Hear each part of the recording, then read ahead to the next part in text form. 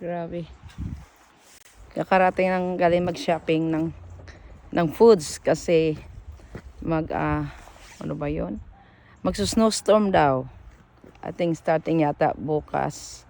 Monday wala kami klase. Tingnan mo mga blisi, oh.